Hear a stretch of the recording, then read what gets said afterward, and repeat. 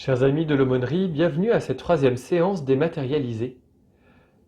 Puisque la fête de Pâques approche à grands pas, je vous propose cette semaine de nous intéresser de plus près à la célébration des rameaux que nous fêterons dimanche prochain.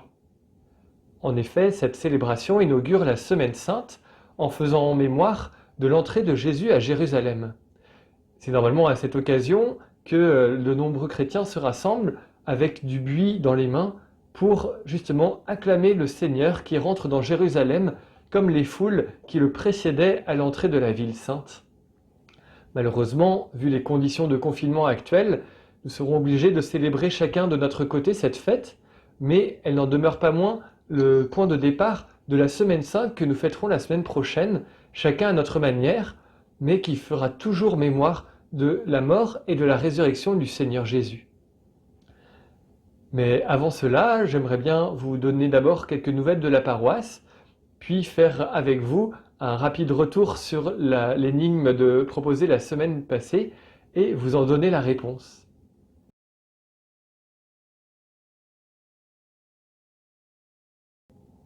Mais avant cela, j'aimerais vous donner quelques nouvelles de la paroisse, et en particulier du Père Bernard Kerouel.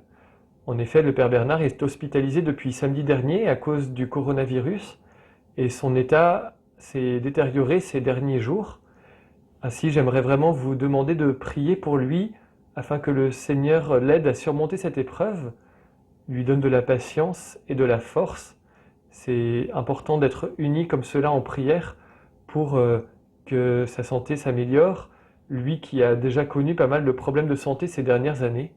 Donc je compte sur votre prière, merci pour lui et pour tous ses proches, car la période est difficile et nous avons tous besoin de nous réunir auprès de Dieu et de demander aussi le secours de la Vierge Marie.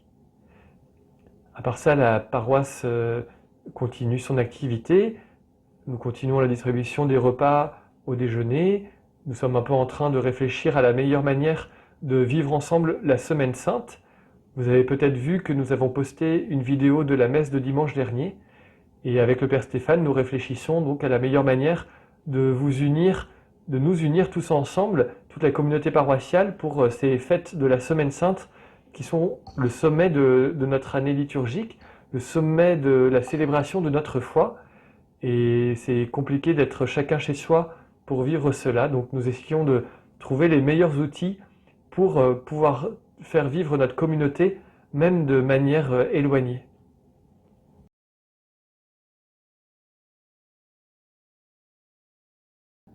Mais revenons à la séance de la semaine dernière et à l'énigme qui l'accompagnait.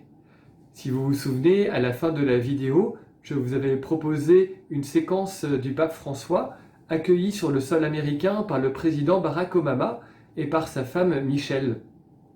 Or je vous avais demandé, mais quel est donc le lien entre cette vidéo et la fête de l'Annonciation? Eh bien, c'est la marque de la voiture que le pape va emprunter qui va nous aider à mieux comprendre la référence à l'Annonciation. En effet, au milieu de toutes ces énormes voitures américaines, le pape monte dans un plus petit modèle de la marque Fiat. Or, vous savez peut-être que Fiat, en latin, c'est la réponse que la Vierge Marie fait à l'ange au jour de l'Annonciation, et qui peut se traduire par « Eh bien, qu'il me soit fait selon ta parole ».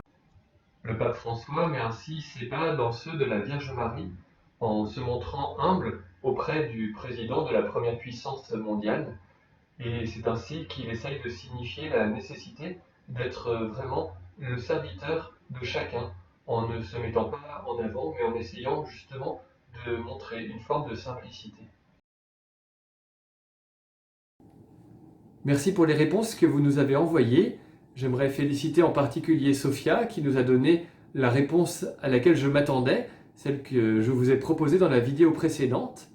Mais j'aimerais aussi féliciter Céleste qui nous a proposé une solution originale et à laquelle je n'avais pas pensé, en nous disant que le pape François est finalement comme l'ange Gabriel lors de l'Annonciation, puisqu'il est un peu le messager de Dieu et qu'il se déplace avec les moyens d'aujourd'hui, avions, voitures, etc., pour partager la bonne nouvelle et la parole de Dieu. Donc merci Céleste, merci Sophia d'avoir proposé ces solutions.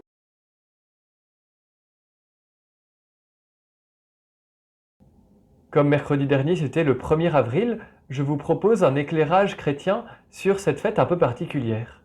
Alors nous ne savons pas trop quelle est l'origine du poisson d'avril, mais beaucoup de monde pense que c'est lié effectivement à la symbolique chrétienne du poisson, car le 1er avril est souvent proche de la date de Pâques et que le poisson est souvent associé à la période du carême. À cette occasion, je vous propose un petit parcours dans notre église. Pour notre 3e visite de l'église, dirigeons-nous en premier vers l'ancienne chapelle des baptêmes. Celle-ci a été très endommagée par un incendie qui a détruit une partie des fresques. Toutefois, il en demeure deux. L'une présentant le Sacré-Cœur avec cette phrase « Ici est la source de vie » et l'autre montrant sans doute le baptême de Sainte Geneviève, patronne de Paris. Mais si nous regardons la mosaïque au sol, nous apercevons de nombreux poissons circulant autour de l'emplacement de l'ancienne cuve baptismale. Si nous nous référons à la phrase de la fresque « Ici est la source de la vie », leur présence nous fait comprendre que l'eau du baptême irrigue le monde entier et que toutes les créatures ont soif de l'eau de la vie. Rendons-nous maintenant vers le cœur de l'église où nous célébrons habituellement la messe, car là aussi nous attendent des poissons. Dans le chœur se trouvent deux autels. Le premier, qui date de la fin des années 90 et où nous célébrons aujourd'hui le sacrifice de la messe, mais il y en a également un second, plus massif, juste derrière. Or celui-ci possède un bas-relief qui décrit le dernier repas de Jésus avec ses disciples le jeudi saint. On y trouve au centre du pain et du vin, symbole de l'Eucharistie. Mais plus à droite sont déposés deux poissons. En effet, dans l'Évangile, certaines multiplications des pains, qui sont des préfigurations du repas du jeudi saint, et le poisson est surtout important dans la tradition chrétienne, parce qu'en grec, poisson se dit ictus, et ce mot est l'acronyme de Jésus-Christ, fils du Dieu Sauveur. Il servait donc comme symbole de reconnaissance au temps des persécutions romaines dans les premiers siècles.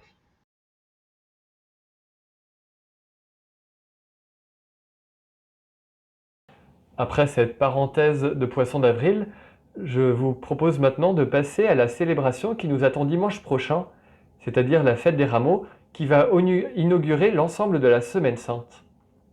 Vous savez que le jour des rameaux, c'est l'occasion de se rassembler tous ensemble à l'église, normalement, pour fêter l'entrée de Jésus à Jérusalem, acclamé par les foules qui le reconnaissent comme fils de David et roi d'Israël. Puisque nous ne pourrons pas nous rassembler dimanche prochain, je vous propose de revenir sur cette célébration à partir des images de la célébration de l'an dernier à Notre-Dame de Paris, présidée par quelqu'un que vous connaissez bien. Nous voici donc devant la cathédrale Notre-Dame de Paris, la veille de l'incendie, le 14 avril 2019, pour la célébration des rameaux, présidée par le père Philippe Marseille, devenu vicaire général du diocèse, après avoir été curé de notre paroisse. Je lui laisse donc la parole pour nous présenter cette cérémonie.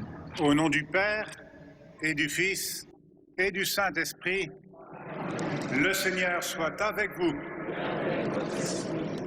Frères bien-aimés, pendant 40 jours, nous avons préparé nos cœurs par la prière, le partage, la pénitence, et nous voici maintenant rassemblés au début de cette semaine sainte, pour commencer avec toute l'Église la célébration du mystère de Pâques. Au début de la cérémonie, le prêtre bénit les rameaux que les fidèles tiennent en main en souvenir des palmes levées par la foule à l'entrée de Jésus à Jérusalem. Puis vient la proclamation par le diacre d'un premier évangile, qui retrace cette entrée triomphale de Jésus dans la ville sainte sur un petit âne.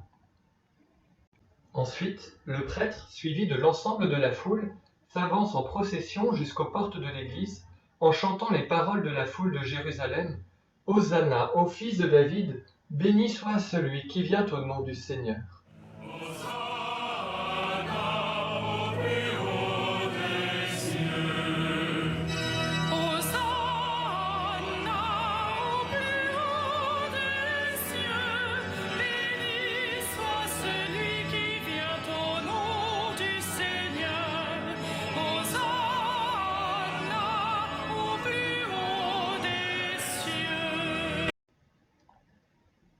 fois arrivé au pied de la cathédrale qui symbolise Jérusalem, le célébrant l'interpelle pour lui demander de laisser rentrer le roi de gloire, Jésus-Christ, roi d'Israël, avant de taper à 3 reprises sur les portes de l'église. Fille de Sion, sainte cité de Dieu, ouvre tes portes pour le roi de gloire.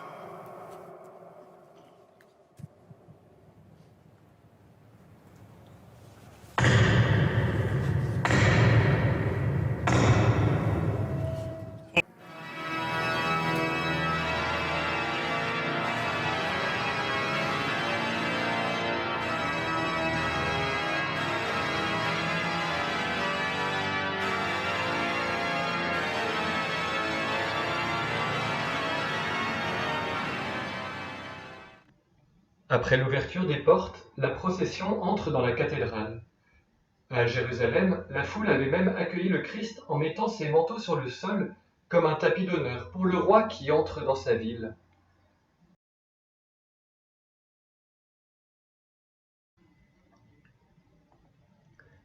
La suite de la célébration se déroule comme une messe du dimanche habituelle. La seule exception est l'Évangile lui-même, qui reprend l'ensemble de la passion de Jésus depuis son dernier repas avec les disciples jusqu'à son ensevelissement dans le tombeau. La passion de notre Seigneur Jésus-Christ selon saint Luc. Et pour conclure cette courte présentation des rameaux, terminons par la bénédiction finale donnée par le Père Philippe. Le Seigneur soit avec vous.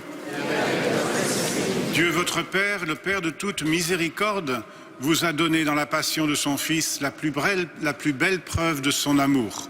Qu'il vous aide maintenant à découvrir à son service et à celui de vos frères jusqu'où va le don de sa grâce. Et que Dieu Tout-Puissant pose sur vous sa bénédiction dans le nom du Père, du Fils et du Saint-Esprit. J'espère qu'après ces belles images, vous vivrez de manière particulière la célébration des rameaux de dimanche prochain. Pour cela, nous diffuserons une messe célébrée à la paroisse à 11h sur la chaîne YouTube de Notre-Dame de Clignancourt. Elle sera célébrée à l'intention de tous les paroissiens et donc pour vous et vos familles en particulier. Soyez sûrs de notre prière, comptez sur notre bénédiction. Nous prions les uns pour les autres que cette Semaine Sainte soit vraiment un moment favorable pour faire grandir votre foi, que le Seigneur vous garde en son amour. Et pour terminer, comme à la fin de chaque vidéo, chaque séance dématérialisée, voici quelques clins d'œil humoristiques à la période de confinement que nous vivons.